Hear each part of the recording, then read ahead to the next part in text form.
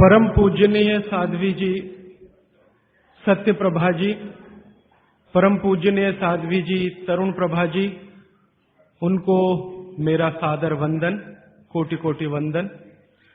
मुझे बहुत आनंद हुआ कि आज उनकी निश्रा में आपसे बात करने का, संवाद करने का समय मिलता है।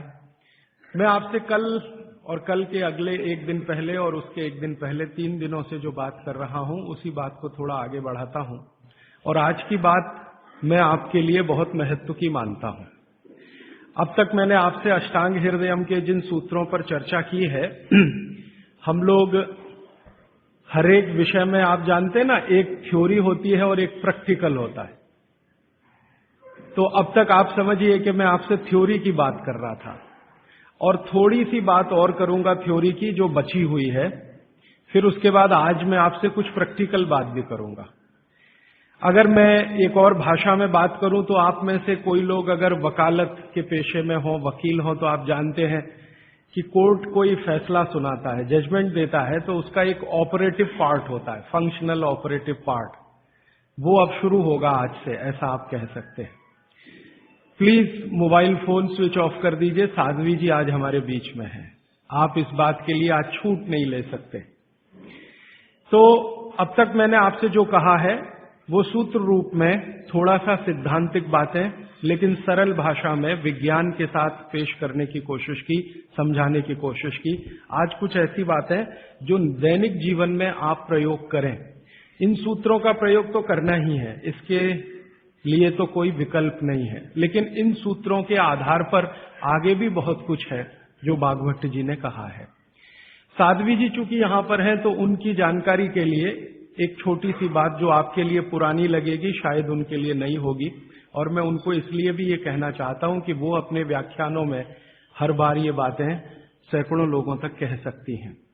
साध्वी जी, यहां पर हम लोग बात कर रहे हैं 3,500 साल पहले भारत में एक महान व्यक्ति हुए, उनका नाम था महर्षि बागभट्ट।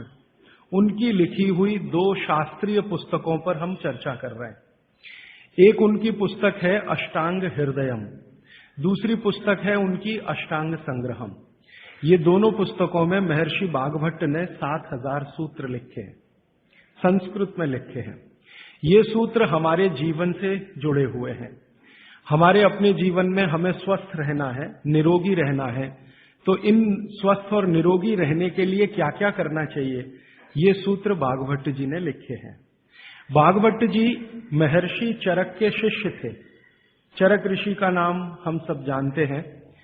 चरक ऋषि के वो शिष्य थे और सबसे बेहतरीन शिष्यों में उनकी गिनती होती है, सबसे इंटेलिजेंट माने जाते हैं। चरक ऋषि ने जितना शोध कार्य किया, बागभट्ट जी ने उससे भी ज्यादा किया। 135 वर्ष उनकी आयु रही। 135 वर्ष में लगभग आप समझ लीजिए 18 वर्ष छोड़कर, 18 वर्ष वो ये कहते हैं कि मैं प्राथमिक अध्ययन करता रहा, तो 18 वर्ष छोड़कर बाकी सारे वर्ष उन्होंने बहुत गहन अध्ययन में लगाए। और उन्होंने कोई एक सूत्र लिखा तो उस पर कम से कम 50 से ज्यादा उन्होंने ऑब्जर्वेशंस किए। आज का जो विज्ञान है, जिसको हम आधुनिक विज्ञान कहते हैं, ये पूरा ऑब्जर्वेशन पर आधारित है। ऑब्जर्वेशन को हिंदी में क्या कहते हैं मैम? हाँ, निरीक्षण, परीक्षण या निरीक्षण। हाँ, प्रयोग या परीक्षण या निरीक्षण। तो अगर जैसे उन्होंने कोई सूत्र कह दिया तो उसका 50 बार परीक्षण किया, अलग अलग परिस्थितियों में अलग अलग लोगों पर किया, और जब उन्होंने देखा कि परिणाम वही है, तब सूत्र लिखा। अब हम कल्पना करें कि 7,000 सूत्र लिखे हों और एक एक सूत्र पर 50-50 परीक्षण उन्होंने किए हों, तो पूरी जिंदगी उनकी इसी में निकल गई। महर्षि बागभट्ट बाल ब्रह्मचारी थे। अंतिम समय तक वो ब्रह्मचर्य का ही पालन करते रहे, गृहस्थ आश्रम उन्होंने नहीं जिया, लेकिन वो मानते थे कि गृहस्थ आश्रम बहुत महत्व का है। तो ऐसे महर्षि बागभट्ट के सूत्रों को मैं पिछले 6 साल से पढ़ता रहा, और भारत की आज की जो परिस्थिति है, मैं मानता था और आज भी मानता हूं कि उसमें ये बहुत अनुकूल है। आज हमारे भारत की परिस्थिति ऐसी है, 112 करोड़ लोग इस देश में रहते हैं, इनमें से करीब 75 से 80 करोड़ लोग बीमार हैं। सरकार कहती है कि सिर्फ 30 करोड़ लोग हैं स्वस्थ, बाकी सब हैं बीमार। अलग अलग बीमारियां हैं, वात की बीमारियां हैं, पित्त की हैं, कफ की हैं, और इन बीमारियों का इलाज करने के लिए भारत में कुल मिलाकर 23 लाख डॉक्टर हैं रजिस्टर्ड, जो एमबीबीएस, बीएएमएस और बीएचएमएस तीनों पद्धति के हैं।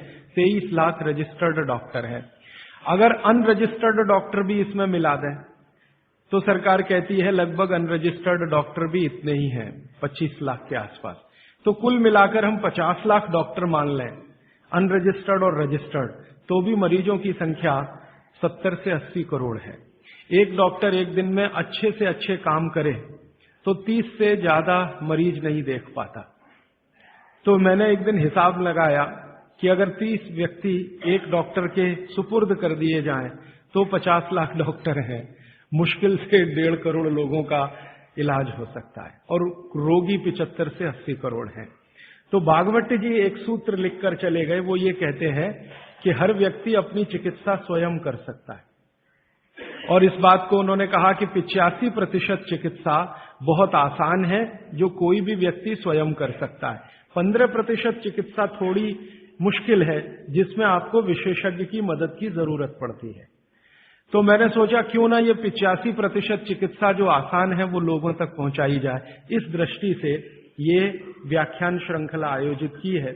यहाँ पर श्रीमती प्रभा देवी जयप्रकाश जी के नाम से चलने वाला एक ट्रस्ट है, उसके मुख्य व्यक्ति मेरे साथ हैं श्री शुभकांत दास, और उनके पुत्र हैं प्रदीप भाई, और उनके सब सहयोगी निरंजन भाई और मेघाणी जी, इन सब ने मिलकर ये आयोजन किया।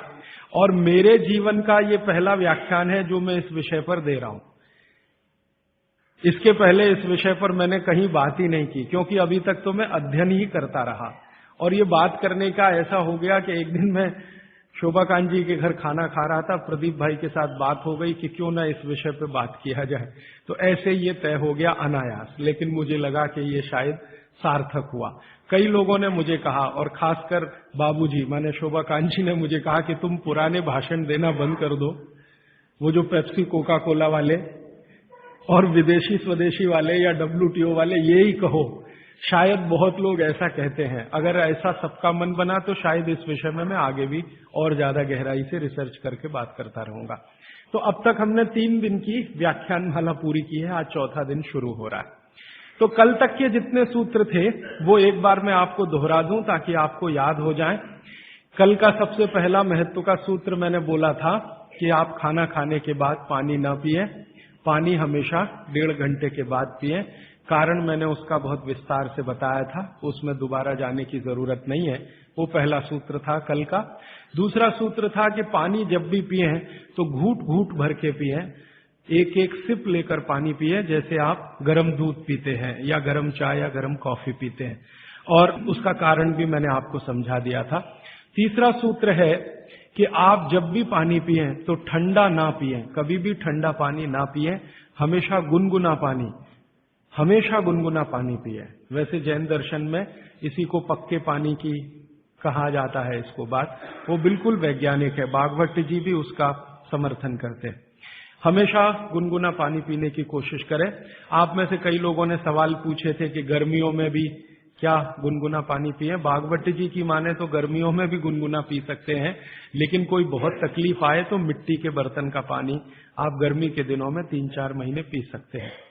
फिर चौथा सूत्र ये था कल का कि पानी कभी भी पिए तो सवेरे उठते ही सबसे पहले जरूर पिए, माने सुबह की शुरुआत पानी से करें। और उसमें मैंने बताया था कि मुंह का कुल्ला किए बिना वो उठते ही पानी आपको पीना है, क्योंकि रात को जब आप सोते हैं तो जो कुछ भी लार मुंह में बनी है ये बहुत ही कीमती है, इसका औषधीय गुण बहुत है। और जैन दर्शन में इसको अहिंसा के साथ जोड़ा हुआ है, और वो मैंने करके भी देखा है कि सुबह की लार गलती से भी आप किसी चींटी या चींटा या मक्खी पे थूक दो, वो तुरंत मर जाएगा।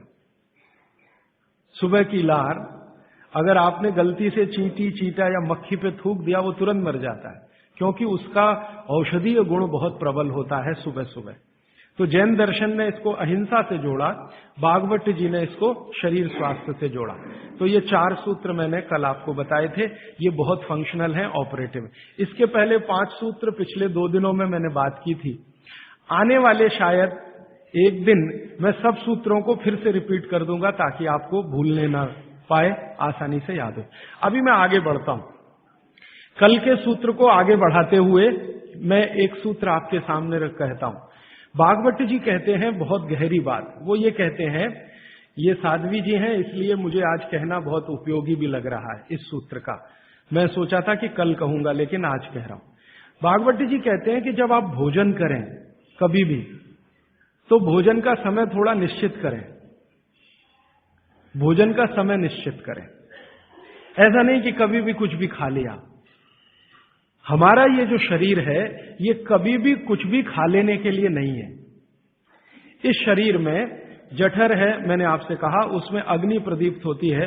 तो भागवती जी कहते हैं कि जब जठर में अग्नि सबसे ज्यादा तीव्र हो उसी समय भोजन करें तो आपका खाया हुआ एक एक अन्न का हिस्सा पाचन में जाएगा और रस में बदलेगा, और रस में से मांस, मज्जा, रक्त, वीर्य, मल, मूत्र, मेद और आपकी अस्थियां, इनका विकास होगा।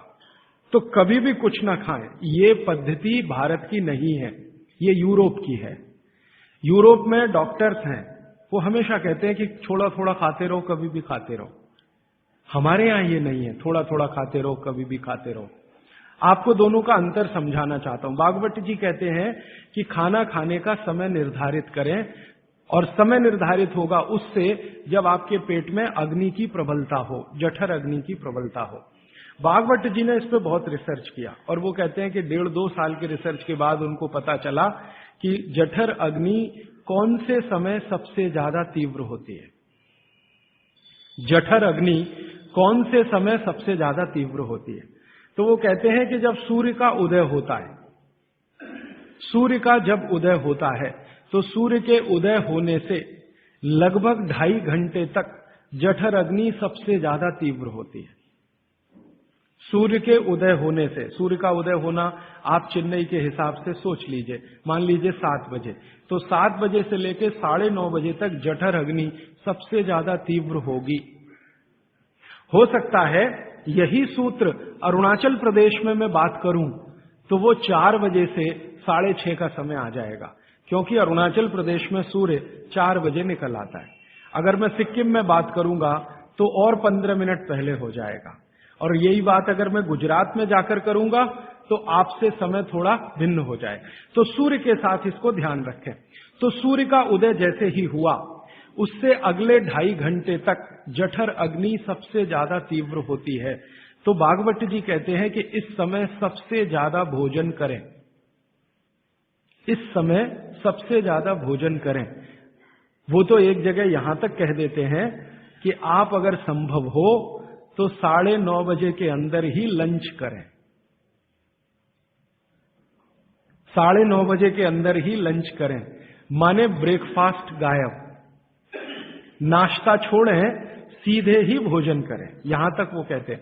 वो ये कहते हैं कि सुबह 9:30 बजे तक अगर आपने भरपेट भोजन किया है तो इसमें से जो कुछ भी बनेगा वो एक एक बूंद, एक एक अन्न का टुकड़ा, एक एक दाने का टुकड़ा आपके शरीर के लिए उपयोगी होगा। क्यों? क्योंकि वो कहते हैं कि सुबह 7 बजे से, आपके हिसाब से मैं कह रहा हूं, 7 बजे से 9:30 जठर अग्नि बहुत तीव्र होती है। भागवत जी ने एक और रिसर्च किया था कि शरीर के जो अलग अलग अंग हैं, जैसे हृदय है, हृदय, और जैसे जठर है, जठर, जैसे किडनी है, जैसे लीवर है, इनके काम करने का अलग अलग समय है। जठर अग्नि के काम करने का सबसे अच्छा समय है 7 से 9:30, सूर्योदय से 2.5 घंटे तक। फिर इसी तरह से हृदय, हृदय के काम करने का समय है सबसे ज्यादा ब्रह्म मुहूर्त से 2.5 घंटे पहले। ब्रह्म मुहूर्त आप समझते हैं 4, 4:30, तो 2, सवा 2 बजे, 1:30 बजे से लेकर 4 बजे के बीच में हार्ट सबसे ज्यादा सक्रिय होता है, और सबसे ज्यादा हार्ट अटैक उसी समय में आते हैं। किसी भी डॉक्टर से पूछ के देख लीजिए, क्योंकि हृदय जब सबसे ज्यादा सक्रिय होगा तो हृदय घात भी उसी समय होगा। इसलिए 99% हार्ट अटैक अर्ली मॉर्निंग्स में ही होते हैं, क्योंकि हृदय के काम करने का उस समय सक्रियता सबसे ज्यादा है। इसी तरह हमारा लीवर है, इसी तरह किडनी है। इसकी पूरी एक सूची मैंने बनाई है, बाहर पुस्तकों में है, इसलिए विस्तार में मैं नहीं जाता।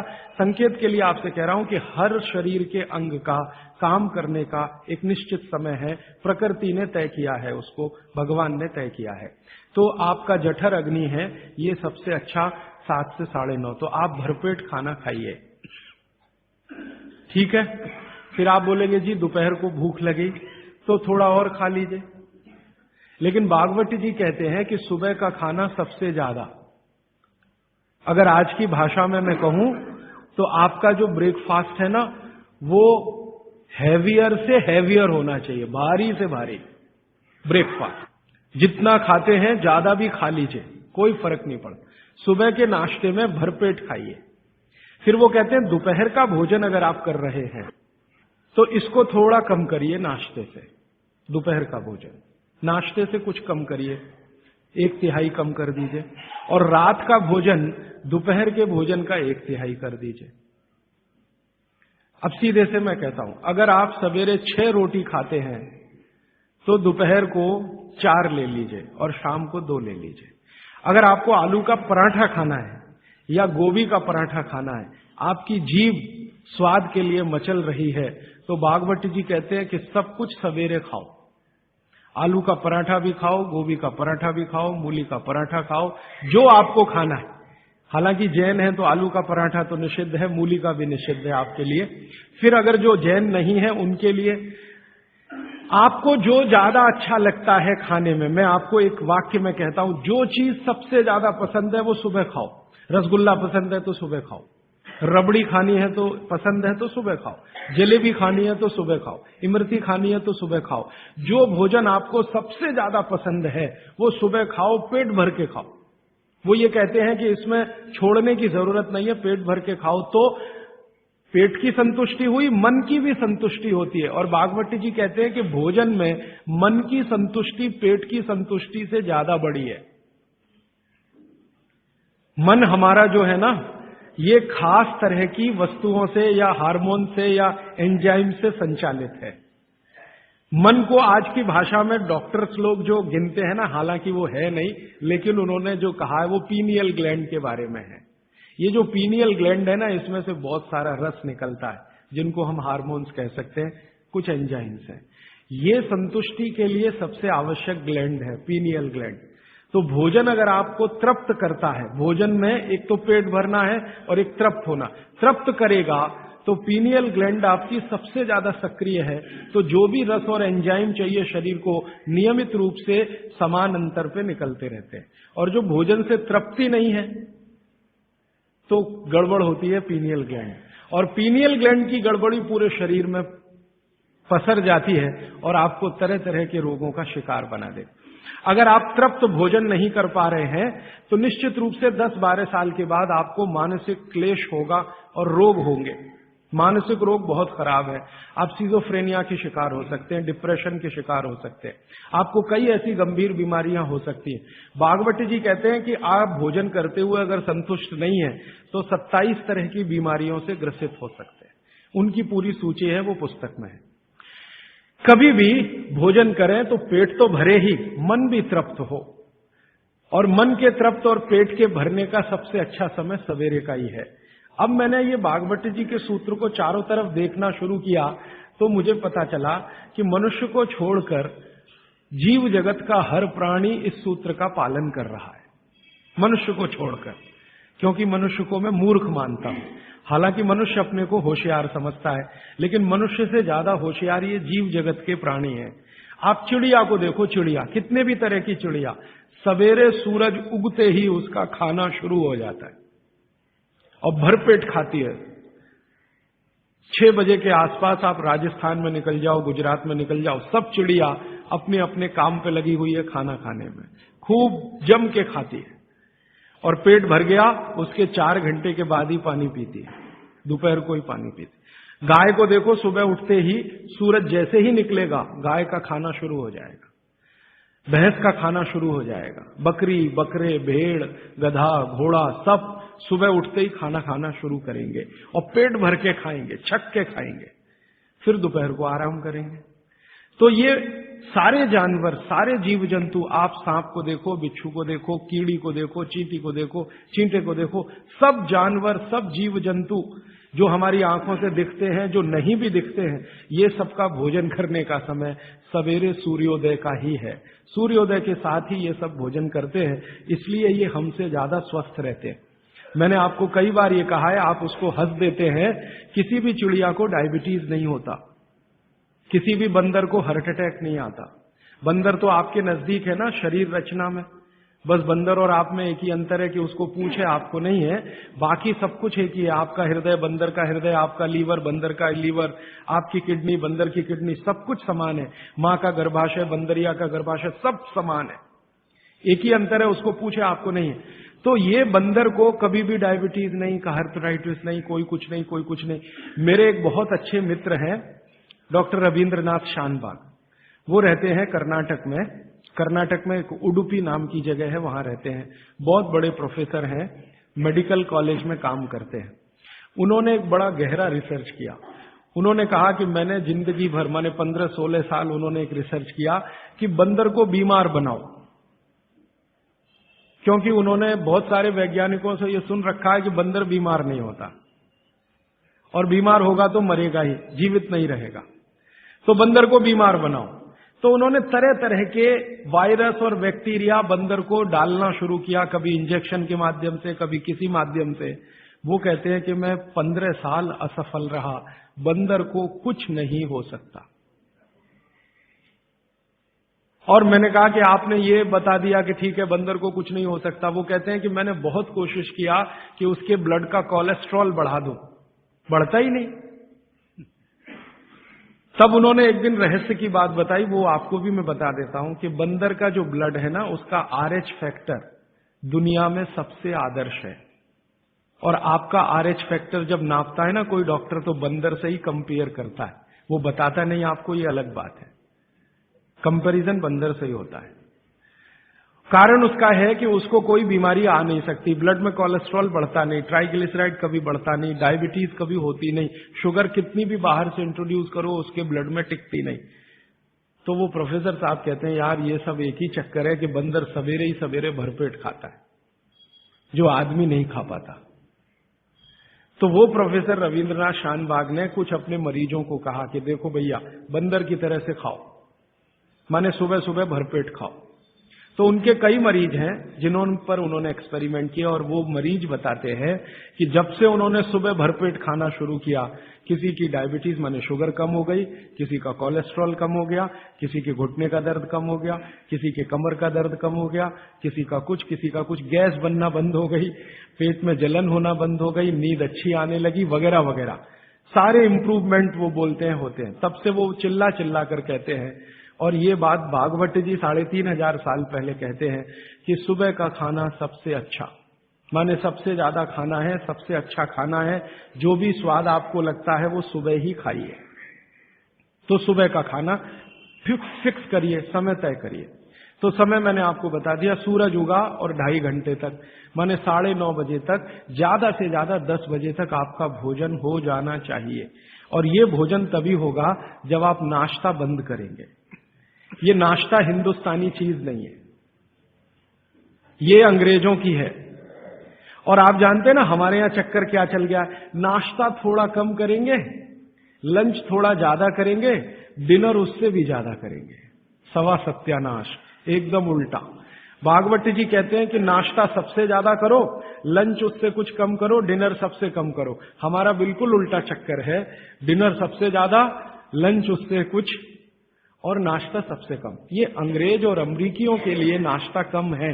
कारण पता है, वो लोग नाश्ता हल्का ही करें तो उनके लिए अच्छा है, हमारे लिए नाश्ता ज्यादा ही करना बहुत अच्छा है। कारण उसका एक ही है कि अंग्रेजों के देश में सूर्य नहीं निकलता,